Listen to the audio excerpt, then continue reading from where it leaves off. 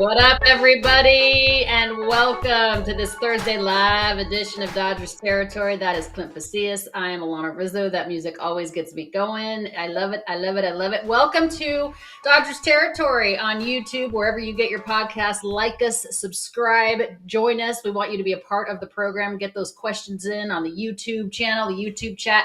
We will answer them here on the show. All right, Clint, did you have a good week since I talked to you since Monday?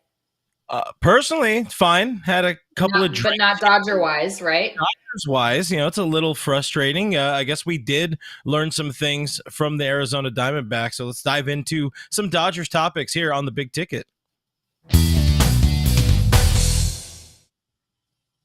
People are bummed, man, starting fires in the parking lot at Dodger Stadium. I mean, it's a little bit aggressive just because, the Dodgers didn't do so well against their division rivals, but do we need to start cars on fire? I mean, maybe not in May. May is not the time to voice your displeasure with the team losing 2 games, even though they hadn't even lost 2 games of the Diamondbacks yet.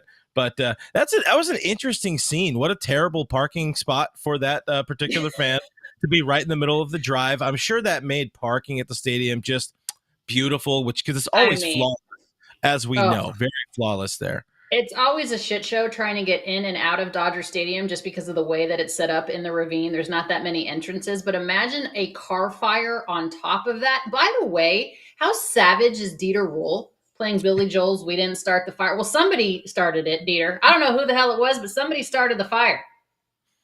Do we know what happened? Do people in the chat know what happened with this whole fire situation? I learned it was a Mazda that caught on fire. I don't know what happened. I don't know if there were any injuries. I doubt that there was that situation. But hey, you know what? It's hell of a tailgating, and that's why you can't tailgate at Dodger Stadium anymore. Maybe fires happen in your trunk of your Mazda. Yeah, I don't think that's why you can't tailgate at Dodger Stadium. But by the way, maybe we'll ask Scott Geirman. He's coming up. He's, of course, going to join the show today. We always love having him on the program. All right, you seem pissed about the Dodgers' lack of production or lack of success against the Diamondbacks. What about it goes up your ass sideways? Because you seem angry today. I wouldn't call myself angry. I would call myself tired more than anything. It's been a long week, and maybe the Dodgers looked a little bit tired out there as well. Not a very good showing in that final game. Glasnow kind of didn't have it. He's fallen off the mound. We'll talk more about that a little bit later in the show. But, you wanted to really, I think we were talking on Monday, we wanted to stick it. We wanted to see them stick it to the Diamondbacks, but the Diamondbacks can hold their own against this team. Maybe they're getting a little bit better. Maybe they're getting a little bit healthy. Maybe things are turning around for them. But another one of the things, I know fans are kind of up in arms at times, certain fans, about the perceived lack of production for this Dodgers team with so much firepower. Guys, it's May. It's May. I'm not terribly worried at this point. And by the way, they're 14-6 in the month of May so far. You worried at all, Riz? No, I'm not worried. I never worry about this team until the first round of the postseason. It's May. It's May 23rd at this point. By the way, Jeremy Meyer, our producer and our director, basically said it would have been funny if we would have been like, "Hello, Dodger Stadium," if Todd, the Dodger Stadium PA announcer, was like, "Hi, your lights are on in the parking lot because of the car that got caught on fire." No, I'm not worried about the Dodgers. I mean, we need to calm the F down, guys. Like, we need to calm down, like Taylor Swift says. Like, it's a couple of games, obviously, against a division rival, but I don't think that that's going to establish what the Dodgers are the entire season. Do we want them to win 162 games? Obviously. That's not going to happen, though. I mean, there's ebbs and flows in this season, and it's 162 damn games. I'm not worried about it. By the way, did you notice that Joc Pederson continues to make the rounds in the NL West? Sans the Rockies and the Padres. He's played for every damn team. But it wasn't a very favorable welcome for Joc. Nope. Getting some booze. I think we could welcome our guest Scott in for in a second here to talk about Joc Pederson getting booed at Dodger Stadium, because that's always an interesting conversation when a former fan favorite comes back home. There's of course some love in the early goings, but now he's not getting the reception I think he wants. Eventually, he will get all the love and adulation when he decides to retire, when he decides to not keep beating the Dodgers, hitting a big home run, making them look bad. But it's funny to to me right now, it's funny to watch Joc getting booed because he's a nice boy. He's a nice boy. All right, Scott Geirman is with Dodger Blue, joining us on the program for the second time here on Dodgers territory. Scott, it's good to see you. What is the statute of limitations on booing a former player? By the way, they don't boo nobodies. So, are we okay with Joc Pederson getting booed? I would say no. Like I've had conversations with friends that are like on both sides. They're just like, hey, he's making. I even said I was like, yeah, just jokingly, like Joc's making the NL West tour. He's just taking that roundabout. So it's peculiar in that sense. But I think the shock value of him like leaving after 2020, winning a title, going to Atlanta, and then just shoving it down the Dodgers' throat, hitting just some absolute pumps against them in the I think it was the championship series. That's the tough part. So I think a lot of people have that shock value still there. Then he goes on, signs with the Giants, goes on, signs with the Diamondbacks. So I feel like they just have that sour taste. And Joc's just one of those dudes. He'll go up there. He's just there to hit. He doesn't care about anything else. So I think that's like a little bit of like that irks Dodger fans that like he could have been back with the team, but it's also like he doesn't care enough about like division rivalries. He'll just go sign with whoever he wants because he's just there to slug, Like it's just weird. Like he just feels like there's so much that he's given to the Dodgers over the years. Like if you pull up his postseason stats, like I remember like still freaking out from 2016 when he hit the Oppo shot, like off, I think it was Scherzer. So like stuff's all fresh. It's just, for me, it doesn't add up. I'm not the one doing it. It's just, who are those fans, right? Yeah, I like. We had the comment there that popped up on the screen from One Eye Dragon. It was coming to a team near you in the NL West as Joc Pederson. Yeah. He loves beating this team, but we remember Joctober very fondly. I think a lot of us still very much love that. Remember that. One guy we know 1,000% should be getting booed every second he is on the screen at Dodger Stadium is Christian Walker. I think he might be the number one Dodger killer in baseball. I think you had a tweet you'd put out at one point, or maybe it was Dodger Blue on the Twitter, on the X. Should this team just walk Christian Walker every single time going forward? Because it's literally in his name. It's literally in his last name. Yeah. Had to have been Blake, but Blake was running that. He knows. Blake just knows. People say he's a Christian Walker fan. To some extent, he might be, but that's just because, I woke up this morning and Blake said, hey, Scott, you've got to write about this a little bit. And I did. But at Dodger Stadium, he's got a career 1040 OPS, 14 home runs, 23 RBI. Like, he's just been a killer. He comes to Dodger Stadium and he turns into an MVP caliber player. So there's something about it. He sees the ball well. He punishes mistakes. And, you saw last night and you saw the night before. He's very willing to say, hey, I like playing here and I'm going to put the ball out of the stadium. So the Diamondbacks, I feel, we'll get into it more, I'm sure, but like losing 2 of 3 to them just came at a time where the offense is cold. A lot of these Diamondbacks players, there's a ton of familiarity here. Joc Pederson, Christian Walker, it's just Ketel Marte still swinging a hot bat. There's some filthy arms with Arizona. So just a tough time. I'm not surprised they lost 2 of 3 considering how cold they've been. But there is some definite motivation and a familiarity factor where it just added up, went Diamondbacks' way. All right. So why not just throw up 4 fingers every time Christian Walker's at the plate? I'm down. I'm in. I'm in. Like if it calls for it and it's like, there's a lefty righty matchup, whichever, sure. But it just, does he feel like a guy that you step up? Do you feel that shock value from Christian Walker? It's somebody you're like, yeah, I'll take my chances. I do against us. I do for some reason. It's like he doesn't have a ton of protection behind him. So why not just, throw up 4 fingers and walk him? I would take my chances with him. Look at the numbers, right? That's when I think analytics says like he obviously loves crushing at Dodger Stadium. He must love the batter's eye, must love the ballpark. So yeah, I don't know that it's a bad thing to walk him every time. Yes, if the situation calls for it. I'm not walking him probably in the first inning, but as the game goes on, sure, absolutely. All right, but it's not just Christian Walker that we can be mad about, Scott. Let's talk about the fact that the offense looks like crap. It's been rough. So I know I looked up some dates here, but we'll trend back to May 10th. That's kind of a time where they're following that big winning streak. Since May 10th, the Dodgers are 7-6. So it's been I know they're playing well as a whole. Season numbers are great to look at, and we understand the division lead, but they are in a little bit of a rut. And it's something that's been a little more pronounced recently. And you look around since that date, Dodgers have, I think, they're playing like a subpar offense at the moment. I think they have like an 84 Team WRC plus, I might be one number off there, but it's been yeah, thanks for throwing that one up.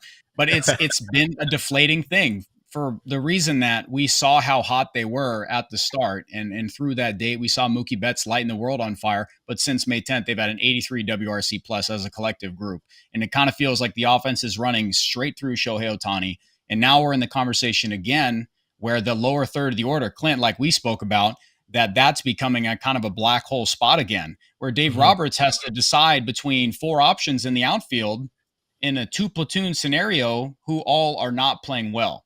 So they really have to consider there's a lot of factors going on here. And Blake Williams and I, we did a 30-minute Q&A with chat last night.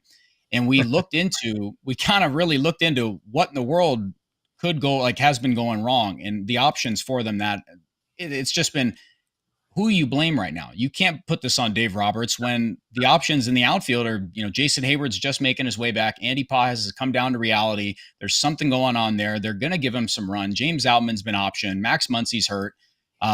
It's what, we're kind of hands are tied.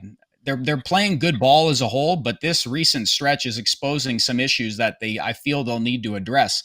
Because I hate to rant, but it's about the outfield but my worry before the season was having two platoon spots and it just being Teoscar. Now they still have those two platoon spots they have to address, and they have four options, perhaps five options that are all not playing well at the exact same time.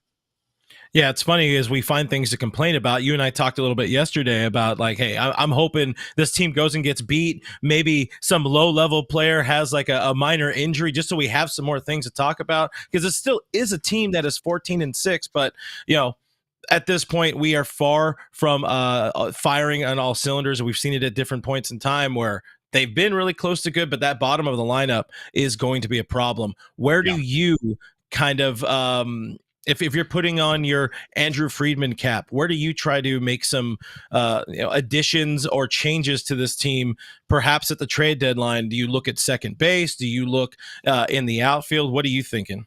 If we're playing way ahead of time here. We're going, it's not too far off. Like, we're getting to the point where they really have to think about it, because James Outman's 27, just got optioned to AAA. Like, it's becoming some very real possibilities. The worry with Andy Pajes was, it was all fireworks and, sunshine and rainbows when he came up, because he was crushing everything. Now he's swinging right through middle fastballs, and he's pressing a bit. And you can clearly tell. I don't want to pull it up because I think he has like 4 hits in his last 47 at bats. But wasn't Andy Pajes supposed to be like, oh my God, he's the second coming of the Messiah. Let's make sure that we, send somebody else out and bring in Andy Pajes, because he's going to be the savior, right? This is why you can't get so high on a guy that doesn't have that much experience at the big league level. There needs to be some consistency with some of the veteran bats. Am I right? Yeah, Alanna, it's a great point. You're giving my entire best friend group chat some great material by saying the Messiah, because they said about Gavin Lux. They're like, he's supposed to be the Messiah. I can't wait to clip this. I appreciate that so much. Yeah, Andy Pajes has 6 hits in his last 47 at bats. They're giving him that run, and I respect it. I appreciate it, because they need some consistency and longevity out there. But the more we look ahead towards the deadline, Chris Taylor's not. I hope he figures it out, but he's not the answer. Left field, Miguel Vargas came up. We'll see if they give him that much run there. He's been working on left field for a bit in AAA, and that's worked out for him. But who really knows? But they do need, in my opinion, looking towards the deadline, they need an everyday fielder. They need an everyday guy. So that's where I would look. It just feels like that shortstop market with Willy Adames, Bo Bichette. I know the names are getting tossed around. It's an area that I know Gavin Lux is starting to play better, but it's something that my end all be all trump card with that conversation with second base and shortstop is Mookie Betts isn't the long-term option at shortstop. Gavin Lux isn't the long-term option at second base, because Mookie Betts was supposed to take over that spot. So that's where that kind of goes with me. If the Dodgers are okay with Betts playing there for the season, then that's fine. But Mookie's defensive metrics have started to really stray in the trend in the wrong direction there. I know whatever people think about defensive metrics and them being flawed, it's not looking pretty for Mookie. And he's expressed a lot of frustration recently because he's a perfectionist. He wants to be great at the game, and he's taken shortstop head on. And he's doing his best, but he has, he leads the team in throwing errors. He's right up there at the top with Ellie De La Cruz in throwing errors. And his defensive metrics, his advanced stuff does not look good. So does Mookie Betts, is he the shortstop at the trade deadline, or the Dodgers go out and get somebody? Does Bo Bichette become a Dodger shortstop? I mean, the Toronto Blue Jays are terrible. They're probably going to be sellers. Do they? I mean, nobody thought they would be where they are in the AL East. I certainly didn't. I picked them to go to the World Series. So what do I know? Yeah. But the point is, like, is shortstop a huge concern in your mind? I think so.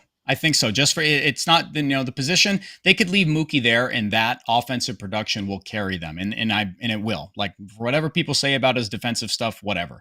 Like, there's a level of defense like Miguel Rojas stuff where he could go on and win a Gold Glove with how he's currently playing, because it's incredible, the best in the National League essentially. I just looked, and then there's Mookie Betts, who is learning on the job, and he's doing a heck of a job, and nobody can knock him for that, but Gavin Lux's offensive production is not outweighing the current rotation there.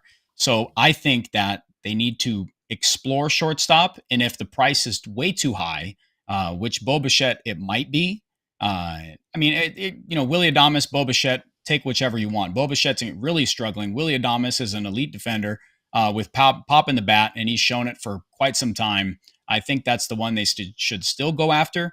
But we're not talking about like a 2018 scenario where you lost Corey Seager and you need to fill that spot. Like, it's not that same type of pressing matter for me. So if they refrain from that, Andrew Friedman says we're gonna let this shake out because we have Rojas who can play elite defense, Mookie Betts can still play short or second base, and we're gonna look towards corner outfield and maybe a center fielder. That's where they could go, because Andy Paz still has options. James Outman, if he's still struggling, can still stay in AAA. They can remedy that and go from there. So I think I'd love your opinion, because this is something I've talked with a lot of people about. Like, Alanna, like for you, do you feel like corner outfield is somewhere where they should go instead?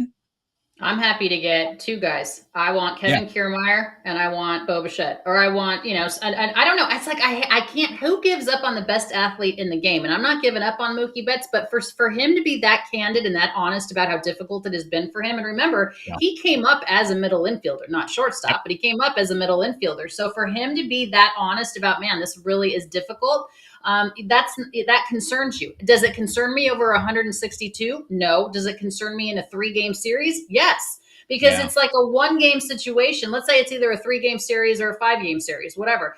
It's a 1-game or 2-game situation where one misplay, one error blows the series for you. So no, over the course of 162, it doesn't concern me, but in those short series, it does. And I'm just saying this because he's concerned. If he didn't address his own fears and own trepidation with it, then I would be like, you know what, we still got time to figure this out. But because he was so honest, which I applaud, I do worry about it. But yes, we need a corner outfielder, and we should consider, maybe putting Mookie back in right and figuring out getting another. But who's out there? I mean, who's going to be available? That's the thing. It's like easy to say, all right, we're going to get rid of this person, but who are we going to replace him with? Looking at the sellers at the deadline, who is better at short than Mookie is right now? That's going to be available. For sure. Yeah, no, I would say Willy Adames. I would say Bo Bichette if they want to do that, but he's not a bat the ball guy. He's having a very down year, and there is no guarantee he's going to trend up. I understand he's got some thump in the bat, but I would still say I would go full bore on Willy Adames and just go that way. But just for some perspective on everybody who thinks that Mookie Betts' defensive stuff is not as large as it is, and you want to call 4 defensive run save like a savior at shortstop, and he's fine there. UZR 150, like it's going to scale out and average out over 150 games. It's a terrific metric. Mookie Betts among shortstops with 100 innings, dead last. Like, he's negative 56.6. Like, he's dead last. Negative 4 outs above average. Like, he's having a tough time, and he's had some fatigue with it, and we might see it start to bleed over there because his offense trended up early on, and it was the same way when he was at second base last year. Like, he played well, but now, like, to your point, Alanna, that it's a large sample size now. And if things aren't going all peachy for Mookie at shortstop and he's having some errors, some frustration might to bleed in. So that's where I feel it's kind of trending. So it could be impacting one or the other, but Mookie Betts' offensive numbers in May have really shown that. He's taken a massive step back from his early season, like March and April. and he's still an above average player, but certainly nothing like, what he was early on. So I did a whole video on this Mookie thing. I'm going to add some thoughts to it as well, and kind of piggyback off of you guys. And we saw this with Mookie last year, where he was far and away the best player in baseball in the month of August, but then he ran himself into the ground. He got tired. The swing, I wouldn't say got lazy or sloppy, but things happened where he was chasing numbers. He was tired in September, and that very much carried into October. Mookie is no spring chicken anymore. He needs some days off. This was something I was complaining about on my channel, in the early parts of the offseason, in the early parts of spring training. He should not be playing every single day anymore. Nobody should be playing every single day anymore. But on top of it, with Mookie, you're there at the ballpark, Scott. I know Blake is there as well. You see it. He's there putting in work at shortstop. He's putting a half day's work before the game, trying to get better at the position and running himself into the ground. And by the way, it is May 23rd, a little bit too much, too early, I feel, for Mook. Maybe they should have kept him kind of getting the air quote days off at second base in there, here and there, but I think they got to give him a little bit more time. Do you think that could help Mookie a little bit more in this transition, this long transition to becoming a shortstop? It could be. Like, he's right. He's 9th in the National League in innings played at shortstop, so he's up there. Like, that's a lot for him. Like, it's a different thing when it's, it's a job you've been doing every single day for, however many years Mookie's been in the league. Right field, he could wake up and, roll out of bed and go play a Gold Glove right field. That's fine. Second base, it's something he came up doing. But at the big league level, it's a whole different animal. It's a whole different thing. And when it's coming easy, then it feels easy. When you face a little bit of hurdles, then you're saying, okay, now there's some things I have to work on. And then it's a whole different cat. So I feel like he's going through a little bit of that right now. Again, it just falls back to, is this their long-term option? I know you both would agree that Miguel Rojas is a perennial Gold Glove talent at shortstop. And I don't it's not that they're not using him, but they're limiting him because he's up there in age too. His legs have for 2 seasons in a row in spring training, Miguel Rojas his legs have kind of, having a slow build up towards the regular season. So I don't know if they're tempering that a bit, but with Max Muncy out, they've had to shift some guys around. But I think that Miguel Rojas at shortstop would give them a lot of boost. And it just puts me in a spot where I keep saying, man, I really wish Mookie Betts was just playing second base instead, because we would know what he'd be getting. It's not as taxing of a position. And it's someone like in Miguel Rojas, who's been doing this his entire career and at an incredibly high level. And is this crazy of me to say, Alanna, that, man, we are kind of not using Miguel Rojas, who is a Gold Glove caliber shortstop, just on their bench, and they're not using him enough. It kind of feels like him.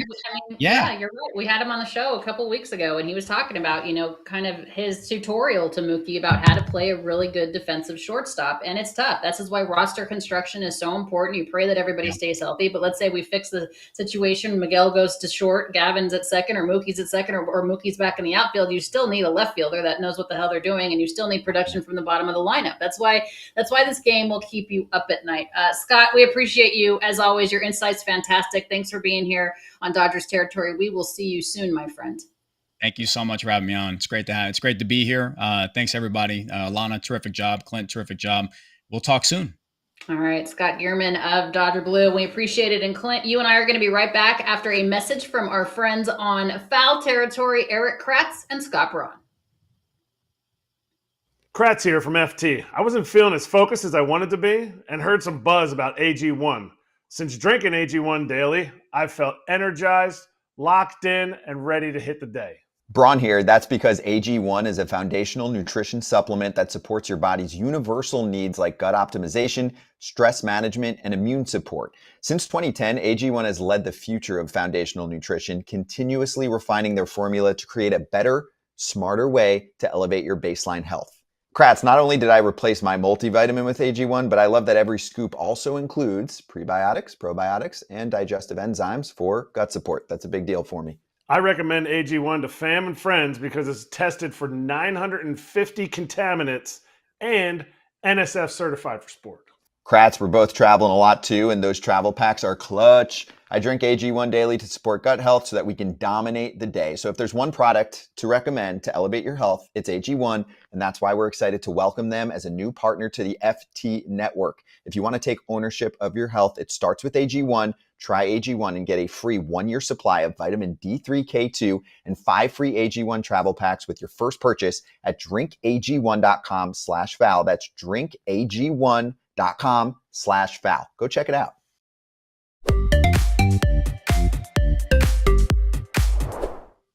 I mean, when it comes to health, I believe anything that Scott Braun says, because if you look at the man and his workout regimen, he looks like an Adonis. So welcome, AG1, to the Foul Territory family. We're so happy that we have you. All right, time now, Clint, for last licks before we get your final thoughts on things.